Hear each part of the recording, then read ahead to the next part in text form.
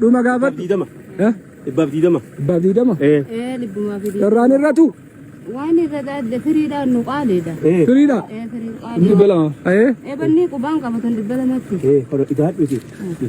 Dhibba jaha jechuudha. Hideeta. Abbaa Mancaa. Abbaa Mancaa hajaadha. Adii sirra dhagaye. Raayyaa mara dhageette.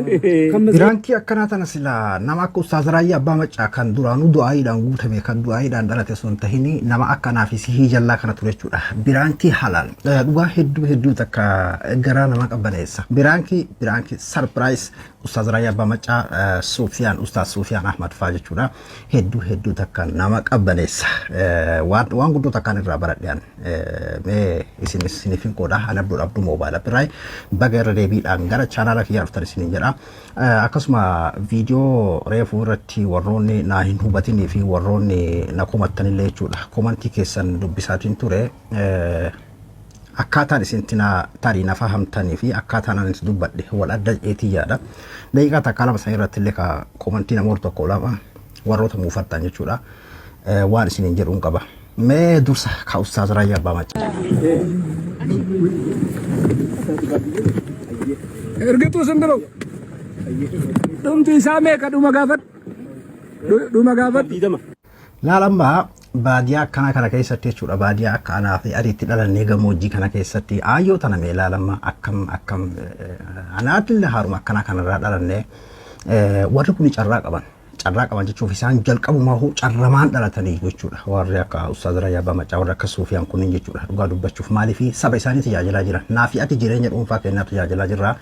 Isaan akkuma isin quba qabdan hawaasa Oromoo miiliyoona 60 jedhama isaan tajaajilaa jiran jechuudha.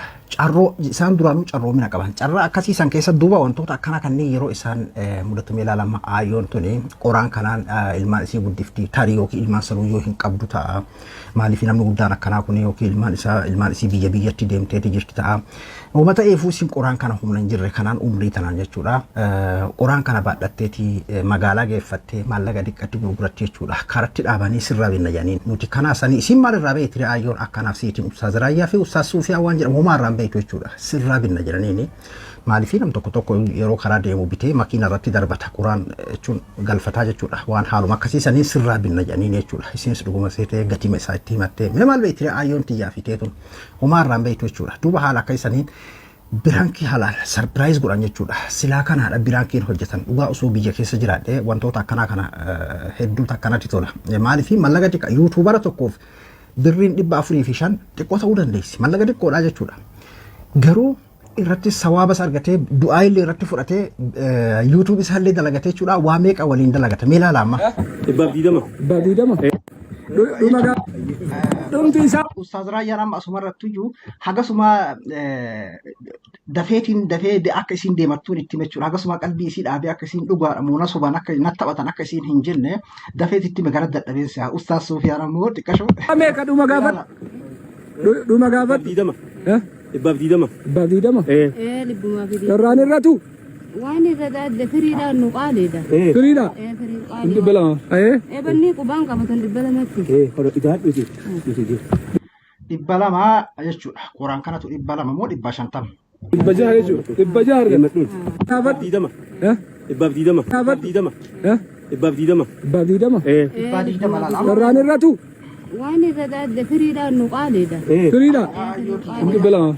Eebanni qubaan qabatan dhibba lamatti. Hora idaa dhuti. Dhibba jaha jechuudha. Dhibba jaha argata. Kanallee fudhadhu gobeeffadhu. Wallaahi. Inshallah. Hideeta. Abbaa Mancaa. Abbaa Mancaa hajaadha. Adii sirra dhagaye. Raayyaa mara dhageette.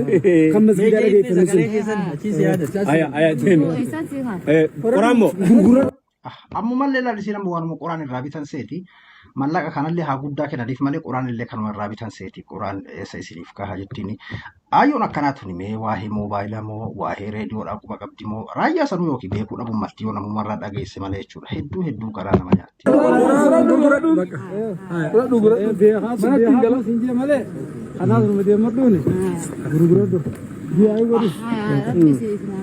Aayyoleen keenya. Ijoollee qabdaa?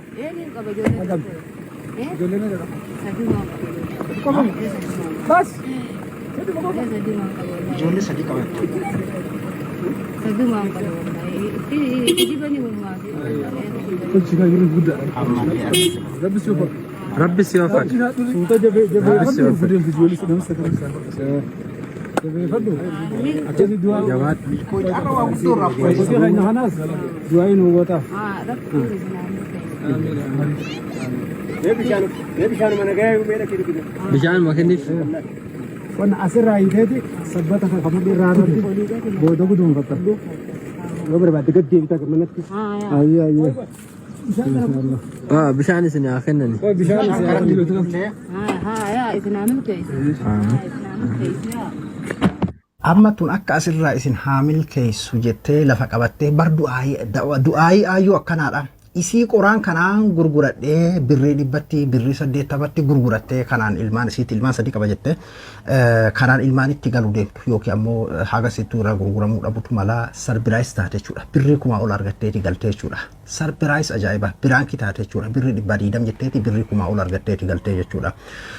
Raayyaa beekti moo Suufiyaan beekti garuu sarpiraayisii ajaa'iba taate jechuudha. Silaa kana amma namoota akka Ustaaz Raayyaa fi Ustaaz Suufiyaan kan dura du'aayiidhaan dhalate kan dura du'aayii guyyarraa hammaaraa jiru osoo hin taane nama akka naafisii kanarraa ture jechuudha. Silaa biraankiin akkanaa kun nama akka nuyi kanatu du'aayii ittiin fuudhuu qaba ture jechuudha. Dhugaa dubbachuu osoo biyya keessa jiraanne bar namni kenna waan amma nuti fakkeenyaaf biyyoota namaa kana keessa faffacaaneetiin uf daganne namni kenna irra guddaan isaa namoota akkanaa kana jechuudha. Namoota akkanaa sooshaal miidiyaa irratti namaa wal barsiisuun riskii adda addaa illee fidaa fi akkasuma ammas nama san akkasii gammachiifte du'aayin ati fuutu kintaalaan fuuta xiqqashoo hammaarri ati hammaarri haganaa waan ati kennituuf birriin 500 birriin 1000 akka hammaarri xiqqoo tana taate du'aayin ati fudhattu ammoo waan mallaqaan hin bitamne jechuudha dhugaa dubbachuuf akkaataa isiin amma itti gammadde kana jechuudha isin haamil keessu jettee deemte tana qofa jettee galsitti hin fakkaatiin karaa kana guutu kaarra osoo hin quban qabne namil keessa kana osoo inni quban qabaatiin haamil kaa'u miti silaahuu jarri kun duranuu warra milkiiti silaa ka milkii barbaadu nama akkanaaf isii kana ture jechuudha.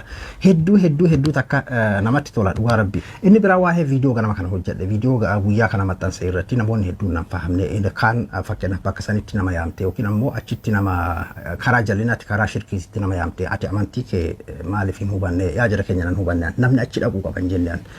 Bakka san namni kan dhaqaa turee fi ijoolleen muslimaa warri baratan warri harkaan islaamaa harkaan imaanaa beekan warri waa'ee amantii isaanii baratanii jiran bakka san maaliif akka dhaqan ni beekaniidha kanan jedhe fakkeenyaaf bakka san yeroo jedhu ammallee bakka waaqeffatan bakka bishaan akkas godhan san hin baanu beekan bakka waaqeffatan bakka shirkii san hin baanu fakkeenyaaf Finfinneetti haga deebi'e irreechi naannoo addabaabaayii sanimi masqala addabaabaayii bakka jedhamu san magaalaa walakkaa sanii beeki bakki itti kabajamu bakki itti irreeffatamu bakki ammoo bishaan jiru bakka biraati fagoodha achirraa jechuudha. Bakki namni dhaqu yookiin ammoo bakka masqala addabaabaayii jedhamu sanuu carraa achi dhaquutuun argattu beeki gamanuma ol magaalaa keessa Finfinnee keessa dhaabbatteetumaan moggamaan jechuudha namootaan walitti dhuftee yoo carraa achi masqala addabaabaayii san keessa dhufte ijoolleedhaan wal salaameetuma deemaadha namoonni biraa kan gartee muslimaa jechuudha Oromoon muslimaa malee achi dhaqanii homaa rakkoon qabu bakka bishaanii bakka itti waaqeffatan sana haa dhaqan hin jennaan akka haa dhaqan illee hin jennaan annamallee ajajuu hin danda'u yookiin ammoo namaan irraa hafaafillee jedheef an jedheefillee namni irraa hin hafamu beeki amma waan amma fakkeenyaaf sooshaal miidiyaa irratti amma sheekotiin hedduun jechaa jiran kanaafillee namni irratti hin fakkaatin ni dabala yeroo akkanaa kana jechuudha. Dhugaadha sheekotiin himuun isaanii waan sirriitti achirratti illee akkanumaan jedhe garuu namoonni hedduun nama gama jechuun nam tokko beeki hedduu miti dhiifama namoonni tokko akkamitti bakka akkasiitti nama ergitaa akkamitti karaa kufriitti karaa shirkiitti nama ergitaadha yookiin ammoo atiyyuu waan hubannoo hin qabneefidha nin beeka shirkii yaa jira kenna ambar gabaabdumatti bakka san dhaquu miti bakka biraatittuu shirkiin maal akka taate shirkii yeroo fakkeenyaa fi hammeenya isii dubbatan akka halkan gurraacha dhagaa gurraacha mixii gurraachi dhagaa gurraacha deemtutti dhokattee nama seentiidha kan jedhame nin beekaa baran akkas ta'u jechuudha garuu wanni an jedhee fi ka isin jettan namni meeqaatam fakkeenyaaf mana keessattuu ka gabbaraa jiru hin jiru mana keessatti ka shirkii meeqaatam hojjetu hin jiru hayyee wama fakkeenyaaf fira kee ta'e amma bar dhugaa dubbachuuf jechuudha namoonni gurguddaan namoonni durii bakki too hin gahin jechuudha kan mana keessatti namoonni muslimaa amma ka shirkii hojjetan meeqaatam shirkii gurguddaa mana keessatti hojjetan mana san hin dhaqqootan moo fira kee taate fakkeenyaaf bakka shirkiin itti gabbaramu achitti maa nama ergitan akkamitti dhaqamaa jetta yookiin maa ergitan jedhamu tokko akka waan dhageetitti mana fira keetii kan itti shirkiin godhamu san jechuudha. Mana akkasii sanama fakkeenyaaf ati firummaa fira keessan ziyaaruudhaaf nam tokko ammoo maaliif guyyaa ayyaana waaqeffataadha guyyaa waaqeffataan godhusan malee guyyaa biraa walitti dhufuu hin danda'amudha. Mee maal akkamitti walitti dhufama jechuun fakkeenyaaf mee maal sababeeti walitti dhufama. Ayyaana kanaafuu Oromoon hagana gahu yoo walitti dhufe miidhaan nurra geggeessaa waan adda addaa waan dhabe nu gaafataa waan nuti ukkaamsine nuti dubbataa kan jedhu raafuu dhiibbaa godhaatii jiranii baramma yoo xiqqaate parsantii 99 warruma biyya bulchaa jiruudha beekii waan kana kan jibbu itti aansee hoo warra biyya bulchuu sirna biyya bulchuu yookiin ammoo warra biyya bulchuu kana jaalatudha. Tarii warri amantiidha parsantii sadaffaa irratti ta'a. Akkasatti akkas jedheen tilmaamaan. Maaliif jennaaniin warri biyya bulchuu miidhaa achi keessa narra meeti yeroo sodaatamaa jiru kanatti Finfinneen akkam Oromoodhaaf maali jedhamee yeroo sodaatamaa jiru kanatti waggama keessaa yeroo takka sababa kanaatiif jechuun shirkiif dhaqan jechaan jiru beeke. Sababa fakkeenyaaf warri sababa irreechaa kanaaf achi namni dhufu warri dhaqee waaqeffatuuf dhaqelleen haa waaqeffatu sun mirga isaaniiti warri amantii san hordofu jechuudha. Warri amantii waaqeffataa san hordofu kan musliimaa ammoo sababuma kanaatiin Finfinnee dhaqee haala saniin akkasitti fedha isaa waan barbaadu achi keessaan haa dabarfatu ka jedhu Ibraahiin jedhe malee ani waa'ee gara shirkii miti maaliidhaa miti hin dubbanne jechuudha. Shirkii ta'u sirriitti beeka. Sanii miti wanni xixiqqoon shirkii san irra xiqqootu kan dhaqanii achitti bishaan facaasanii shirkii yeroo jedhamus namoonni biraa kan addaan hin fahamnellee warroonni amantii biraa musliimaa fi jechaa jira malee shirkii jechuun akka arraba isinitti fakkaana shirkii jechuun akka waan addaa wahii jechuun warri amantii biraa akkasitti fudhataa turtan kalee fi har'aa fi dheengadda kanallee jechuudha. Shirkii yeroo jedhamu waan musliimaaf hin hayyamamne jechuudha. Waan rabbii gaditti amantii musliimaa keessatti yookiin irreecha qofa ta'ee fi miti wannummaa hundinuu rabbii gaditti wanni gabbara shirkiidha jechuudha. Kanaafi gara biraatti hin fudhatinaa isiniin jechuu barbaadeeti. Wanni amantiidha wanti Oromoodha kun sensitiiv yeroo hedduu jechuudha. Namuu garuma isaa jechuun karuma fedhutti harkifata. Garuu waa'ee kanaa irratti ani nama tokkollee yaameen jiru. Musliimni kanaaf dhaqaa wal hammeessuun wal farrajuu hin qabnu. Akkasumas keessa jibbaa warra gartee fakkeenyaaf lammii Arabaa hin ilaallatu jedhee sababa kanaatiin jechuudha. Musliima gimmaasha Oromoodhaa kan jedhame kana guutuu Oromummaa osoo danda'e harka isaa mattaawaqaan jiraate irraa bulqeetiin lammii Arabaa jedhuun kana jechuudha. Irreecha fakkeenyaaf na ilaallatu ani gartee musliima ilaallatu nam tokko jedhe lammii Arabaa hin jedhamu. Oromoon musliimaa irreechan jaalatu jedhama. Akkasitti baruu qabdan jechuudha silaa. Akkas silaa kan jedhamu malee jechuudha. Osoo dhugaan jiraatte garuu hundinuu haguma danda'u wal harkisee qilee wal buusuuf haguma danda'u wal farrajuudha jechuudha. Kanaafuu komanti san irratti namoonni tokko anasii haala akka isaniin kana qeexan jirtanii dhiifama naa godha warri natti mufattan. Natti hin mufatina akka nam tokko natti mufatuun barbaadu dhiifama naaf godha. Dhugaa qalbiin akka narrarraanee fi haga kana isinis dubbadhe jechuudha. Kanaafuu ani akkasittiin akkas jedhe malee kanaaf dhaqanii jedhee sababa isaan dhaqaniif haa dubbadhe malee ijoollee musliimaa hedduu fakkeenyaaf achi maal hitan lakki nuti waaqeffatuu fi miti achuma dhaqnee footoo ka'uudhaaf nuti sagalee keenya dhageessifatuudhaaf nuti gartee piroosestiif mormiidhaaf fi waan manatti dhoogan achi dubbatuuf dhayna. Yeroo hedduu saahiboonni kiyyallee kun gaafadhu kana naan jedhan saniin isinii hime malee ani dhaqaa achuma rakkoon qabu maalii miti yookiin ammoo shirkii miti halaalii haraam hin jenne ani fatwaa saniin goone waa'een fatwaadhaan nan ilaallatu amantii jechuun taphaa miti amantiin musliimaa akkanuma cal jedhee anummaan kun ol butaalee yookiin ammoo waan fatwaa itti kennu miti akkasitti naaf hubadhaa isiniin jechuu barbaadeeti ani Abdurabduu Mobaala Biraay hanga qophii biraatti wal deebinutti nagaan naa tura.